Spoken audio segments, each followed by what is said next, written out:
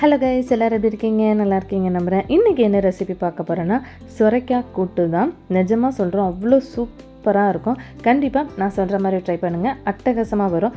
வீடியோவை ஸ்கிப் பண்ணாமல் பாருங்கள். வாங்க வீடியோக்குள்ளே போகலாம். ஃபஸ்ட்டு எல்லாத்தையும் குக்கரில் வேக வச்சுக்கலாம். பாசிப்பருப்பு 2 டேபிள் ஸ்பூன் அலசிட்டு எடுத்து வச்சுருக்கிறேன் குக்கரில். வெங்காயம் தக்காளி ஒன்று கட் பண்ணி சேர்த்துக்கோங்க. பச்சை மிளகா 1 சேர்த்துக்கிறேன். தனி மிளகாய்த்தூள் 1/4 டீஸ்பூன், 1/2 டீஸ்பூன் சோம்புத்தூள், மஞ்சள் தூள் 1/4 டீஸ்பூன், 2 பல் பூண்டு சேர்த்துக்கிறேன். அப்புறம் பெருங்காயத்தூள் 1/2 டீஸ்பூன் சேர்த்துட்டு வேகிற அளவுக்கு தண்ணி தேவையான அளவு சேர்த்துக்கோங்க. அப்புறம் 2லேருந்து 3 விசில் விட்டுக்கலாம், வேக வச்சுக்கலாம். விசில் வரட்டும். குக்கர் மூடி போட்டு வச்சிடலாம்.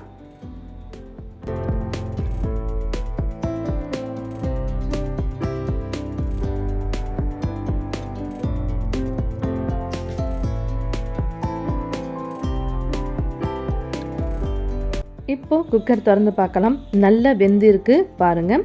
சுரைக்காயை இதே மாதிரி பொடி பொடியாக கட் பண்ணி எடுத்து வச்சுக்கோங்க. கட் பண்ணி எடுத்து வச்சுருக்கிற சுரைக்காயும் பருப்பையும் ஒன்றோட ஒன்று சேர்த்துடலாம். சேர்த்துட்டு கலந்து வச்சுட்டு குக்கரில் இப்போது தாளித்து விட்டுடலாம். ஆயில் சேர்த்துட்டு ஆயில் 1 டேபிள் ஸ்பூன் சேர்த்துருக்கேன். ஆயில் சூடு வந்ததுக்கப்புறம் கடுகு 1 டீஸ்பூன் சேர்த்துக்கோங்க. கடுகு நல்லா பொரிஞ்சு வரட்டும். பொரிஞ்சு வந்ததுக்கு அப்புறம் ஜீரகம் ஒரு 1 டீஸ்பூன் சேர்த்துக்கோங்க. அதுவும் பொரிஞ்சதுக்கப்புறம் கருவேப்பிலை சேர்த்துக்கோங்க. நல்லா கருவேப்பிலை வந்து அந்த கிறிஸ்பினஸ் மாதிரி தெரியும்ல, அது வந்ததுக்கப்புறம் நம்ம சுரைக்காவையும் இந்த பருப்பையும் சேர்த்து நல்லா கலந்து விட்டுடலாம். கொஞ்சமாக தண்ணி சேர்த்துக்கோங்க, ஏன்னா தண்ணி அதிகம் சேர்த்துக்க வேண்டாம், ஏன்னா சுரைக்காயிலே தண்ணி விடும். அதனால் நம்ம கூட்டுங்கிறதுனால ரொம்ப சதன்னு இருக்க வேண்டாம்.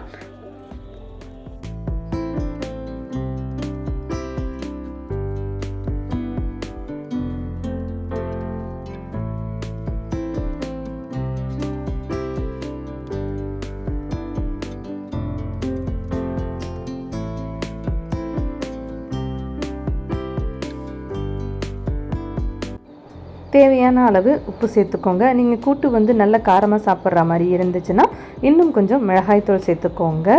இல்லை இதே அளவு போதுன்னா இந்த அளவுக்கு போதும். சுரைக்காய் வந்து ஒரு சின்ன சுரைக்காய், ரொம்ப பெருசாக இல்லாமல் நல்ல ஒரு சின்ன தேங்காய் இருக்கும்ல, அந்த தேங்காய் அளவுக்கு தான் அம்மா சுரைக்காய் வாங்கியிருந்தாங்க.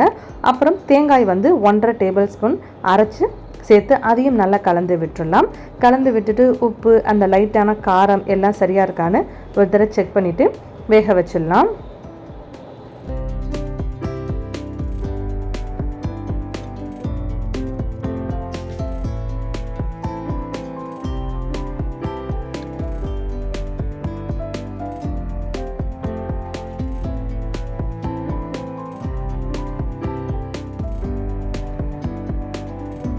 சூப்பரான சுரைக்காய் கூட்டு செம்மையாக ரெடி ஆகிடுச்சு.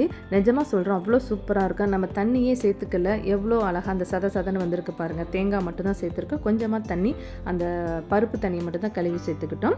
இப்போ ஸ்டவ் ஆஃப் பண்ணிவிட்டு பவுலுக்கு மாற்றிட்டு காட்டுறேன். அவ்வளோ அட்டகாசமான சூப்பரான ஒரு சுரைக்காய் கூட்டு ரெடி ஆகிடுச்சு.